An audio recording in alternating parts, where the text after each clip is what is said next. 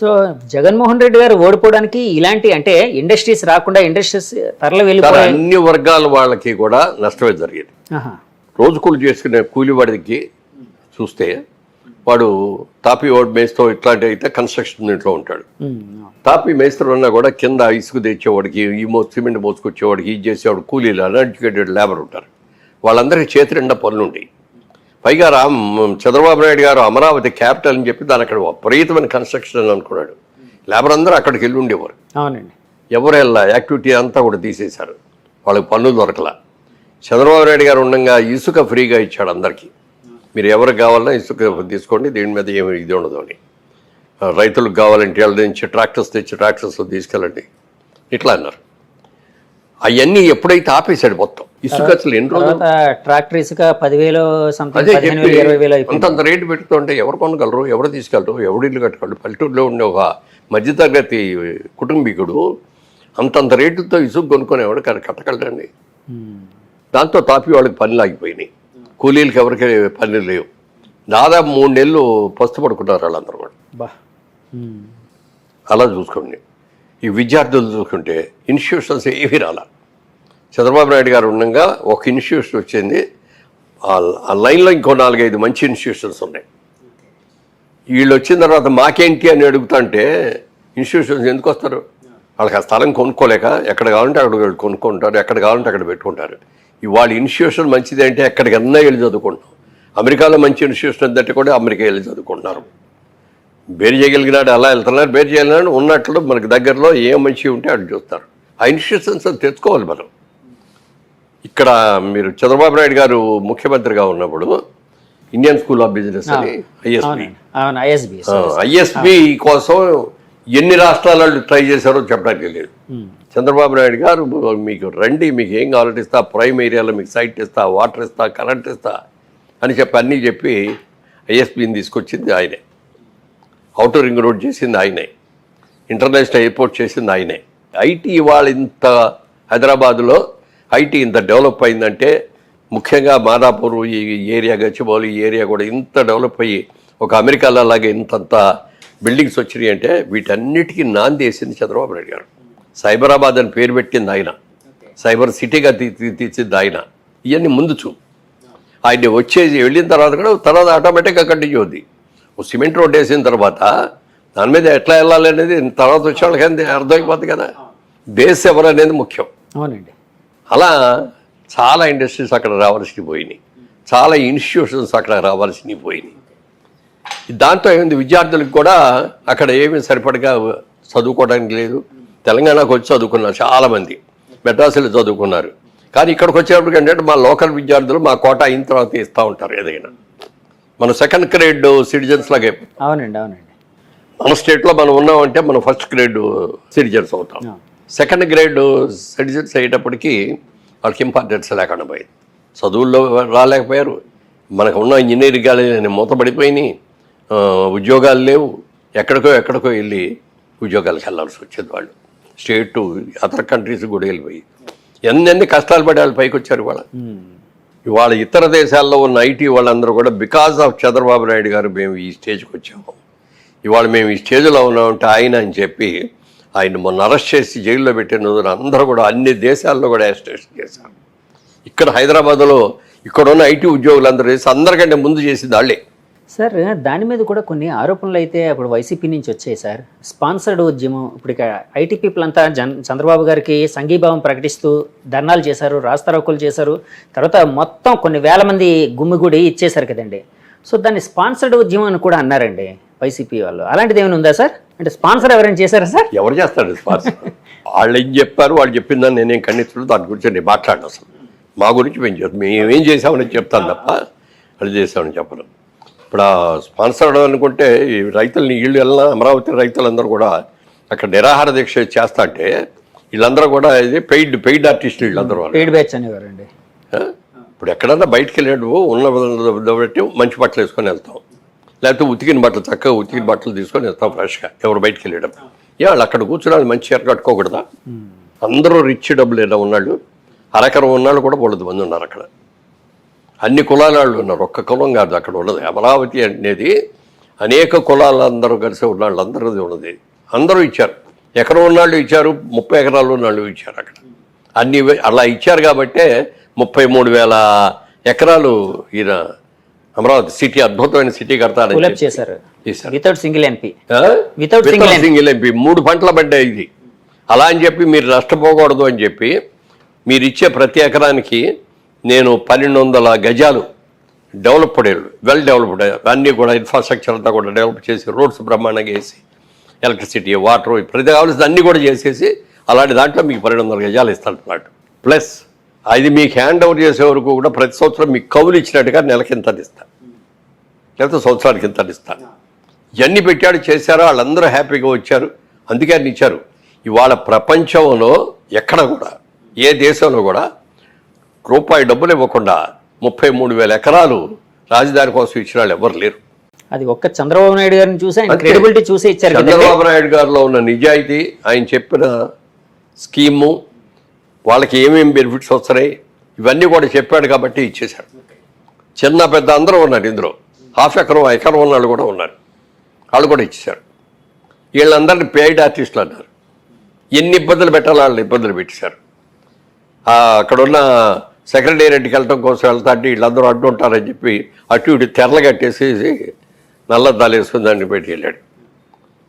ఎక్కడికి వెళ్ళినా హెలికాప్టర్లో వెళ్ళాడు. వెళ్ళొద్దనం, వెళ్ళాలి, కానీ ప్రజల కష్టాల్లో ఉన్నప్పుడు ప్రజల దగ్గరికి వెళ్ళాలి. వరదలు వచ్చినప్పుడు దగ్గరికి వెళ్ళి అక్కడికి వెళ్ళి చూడాలి, వాళ్ళందరితో మాట్లాడాలి. అలాగే రైతులు ఎన్ని ఇబ్బందులు పడ్డారు చెప్పడానికి మీరు చెప్తే, అన్ని రకాల వాళ్ళు కూడా ఎన్నో ఇబ్బందులు పడ్డారు. కాబట్టే ప్రతి వాళ్ళలో కూడా మనం తప్పు చేశాము, క్రితంసారి తప్పు చేసి చంద్రబాబు నాయుడు లాంటి మంచి నాయకుడిని ఓడించాము, ఈ తప్పు మనం సరిదిద్దుకోవాలని ఎవరికి వాళ్ళ మనసులో అనుకొని చేశారండి ఓటింగ్.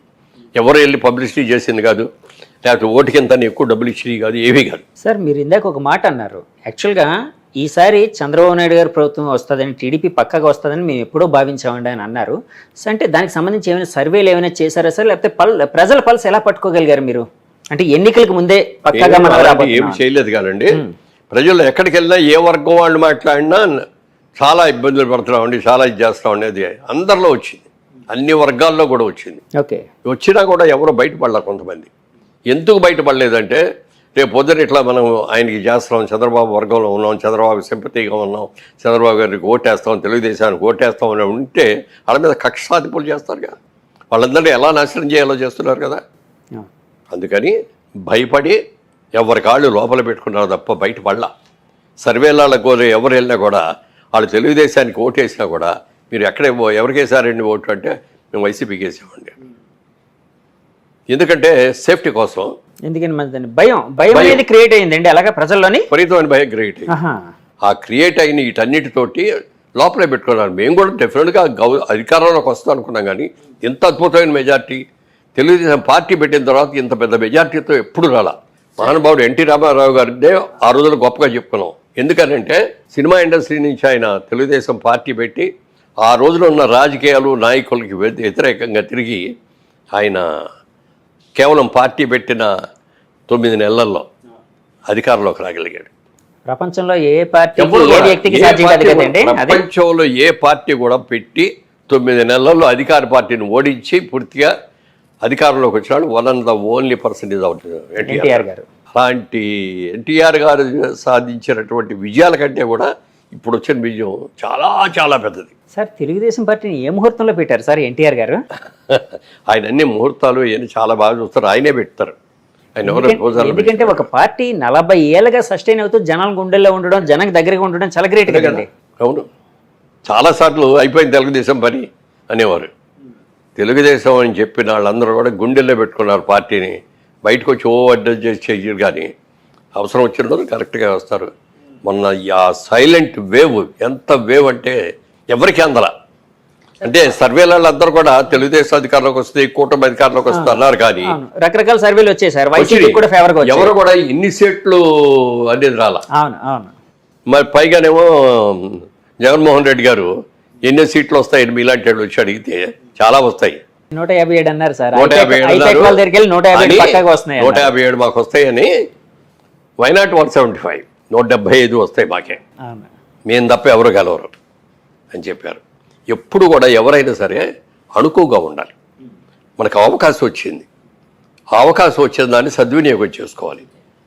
అర్ధంతరంగా ఏదో అంటారే, నరం మీద కురుపు ఇచ్చినాడును అర్ధంతరంగా డబ్బులు వచ్చినాడు తలకాయ ఎగరేస్తాడంట. అదే జరిగింది అక్కడ. ఓకే, మొట్టమొదట నీకు ఎప్పుడైతే నువ్వు బెస్ట్ సీఎంగా 6 నెలల్లో వస్తానన్నావో, 30 సంవత్సరాల పాటు నేనే పరిపాలిస్తానని చెప్పావో, దానికి తగ్గట్టుగా నీ పరిపాలన ఉండాలి కదా, ప్రజలు మెచ్చుకోవాలి కదా, ప్రజలకి అన్ని సదుపాయాలు చేయాలి కదా. నువ్వు ఏది చేయకుండా నేను 30 ఏళ్ళు పరిపాలిస్తానంటే ప్రజలేం పిచ్చాళ్ళ? ప్రజల్లో చైతన్యం వచ్చేది కాబట్టే ప్రజా చైతన్యం మేము ఎవ్వరూ కూడా ఊహించాల. తర్వాత నేను ఒక్కనేగా జైల్లో ఉంది, చంద్రబాబు నాయుడు కూడా జైల్లో ఉన్నాడని అనిపించుకోవటం కోసం ఆయన అర్ధరాత్రి ఎక్కడో దీంట్లో ఉంటే అక్కడికి వెళ్ళి లేపి కారులో తీసుకొచ్చి ఎక్కడ తీసుకెళ్లాలో కూడా తెలియకుండా 24 గంటల కారులో తిప్పి చివరికి పోలీస్ స్టేషన్లో అప్పచెప్పారు. సార్ ఇక్కడ జైల్లోకి వెళ్ళిన తర్వాత ఏ విధమైన ఫెసిలిటీ, ఒక మాజీ ముఖ్యమంత్రి 14 సంవత్సరాలు ముఖ్యమంత్రిగా చేసిన ఒక వ్యక్తిని జైల్లో పెడితే దానికి కొన్ని ఫెసిలిటీస్ ఉంటాయి వాళ్ళకి, అవి ఏమీ లేవు. ఫ్యాన్ కూడా లేదు, దోమలు అసలు ఏమి పడుకోవడానికి. హైకోర్టుకి వెళ్ళి తెచ్చుకున్నారు కదా సార్? తెచ్చుకున్నారు, ఆయన వేయలేదు కదా హైకోర్టు. అవును, హైకోర్టు వాళ్ళ డైరెక్షన్లోనే అక్కడ మిగతావన్నీ వచ్చాయి. ప్రజలు వెళ్ళి అడిగితే దానికి హైకోర్టు నుంచి వచ్చిన తర్వాత అప్పుడు ఫ్యాన్లు అవి పెట్టి కూర్చోడానికి ఒక కుర్చీ, భోజనం చేయాలంటే అక్కడ కూర్చొని తినడానికి వచ్చిన టేబుల్, ఇలాంటివన్నీ చేశారు. నేను అప్పుడు ఆ రోజున ఏమనుకున్నాను తెలుసండి, ఆయన అరెస్ట్ చేసిన రోజున చాలా మంచి పని చేశాడు జగన్మోహన్ రెడ్డి, చంద్రబాబు నాయుడు గారిని అరెస్ట్ చేయడం. అందరూ కూడా దీన్ని బెయిల్ తీసుకొని బయటికి రావాలి ఓ తాపత్రయపడతా అంటే నేను మనస్ఫూర్తిగా కోరుకుంది ఏంటి తెలుసా, కనీసం 2 నెలల్లో 3 నెలల్లో ఆయన జైల్లో ఉంటే మంచిది. సింపతి, ఎంత సింపతి పెరిగిందండి సార్. ఇన్ని సంవత్సరాలు పరిచయం ఉద్యోగం చేసినా కూడా ఈ రోజుకైనా ఎవరైనా ఒక్కళ్ళు చంద్రబాబు నాయుడు ఈ తప్పు చేశాడు అనే ఒక బ్లాక్ మార్క్ ఒక్కటి చెప్పండి ఇన్నేళ్లలో. కానీ వాళ్ళు ఆరోపిస్తూ ఉంటారు కదా సార్, చంద్రబాబు గారు కోర్టుకు వెళ్ళి స్టేలు తెచ్చుకుంటూ ఉంటారు, తన అవినీతి కేసుల మీద రకరకాల కేసుల్లో ఉన్నారు, ఇలాగని ఆరోపిస్తూ ఉంటారు. అంటే వైఎస్ గారి జమాన్ నుంచి అది నడుస్తుంది, కాంగ్రెస్ జమాన్ నుంచి నడుస్తుంది. సో అందులో ఏమైనా నిజం ఉందా సార్? ఏమీ లేదు. అవి ఉంటే ఇన్నాళ్ళు బయట పడకుండా అట్లా ఉంటాయి. ఎవరైనా ఏదైనా దాయాలంటే 10 రోజులు దాస్తావు, 10 నెలలు దాస్తావు, 10 ఏళ్ళు దాస్తావు, కానీ ఇన్నేళ్ళు దాచలేదు కదా, ఎవరు దాచలేరు. ఓకే, అది అయిన తర్వాత విపరీతమైన సింపతి వచ్చేసింది జనంలో. చాలా మంది అనలిస్టులు ఒక మాట అన్నారు సార్, నేషనల్ అనలిస్టులు, ఈ ఎలక్షన్ మెయిన్ ఫ్యాక్టర్ ఏంటంటే చంద్రబాబు గారు జైలు ఉదంతం మెయిన్ ఫ్యాక్టర్గా ఎలక్షన్ డిసైడ్ చేయబోతుందని కూడా అన్నారండి. నిజమే కదా సార్? అది నిజమని భావిస్తారు? అదే కాదు, దానికంటే ఇంకా పెద్ద నిజం ఒకటి. ఏంటి సార్? కొంతమంది ఎమ్మెల్యేలు, పేర్లు చెప్పను, కొంతమంది ఎమ్మెల్యేలు చంద్రబాబు నాయుడు గారి గురించి, చంద్రబాబు నాయుడు గారి కుటుంబం గురించి, చంద్రబాబు నాయుడు గారి పిల్లల గురించి ఎంత చండాలమైన మాటలు మాట్లాడారో చెప్పడానికి లేదు. నీతికి నిజాయితీకి పెద్ద పేరైన ఎన్టీఆర్ గారి కుమార్తె ఆవిడ మీద కూడా ఇది పెట్టారు. అవన్నీ పెట్టిన రోజు చంద్రబాబు నాయుడు గారు కళ్ళెమ్మ నీళ్లు పెట్టుకొని వచ్చాడు. రాజకీయ నాయకుడిగా నన్ను విమర్శించాలని నేను లెక్క చేయను, నా కుటుంబాన్ని, నా భార్యని, నా పిల్లల్ని కూడా అవమానించారని చెప్పి కళ్ళెమ్మ నీళ్లు పెట్టుకొని మళ్ళీ నేను ముఖ్యమంత్రిగా వచ్చాను, ఇక్కడ అడుగు పెడతాను లేకపోతే పెట్టని చెప్పి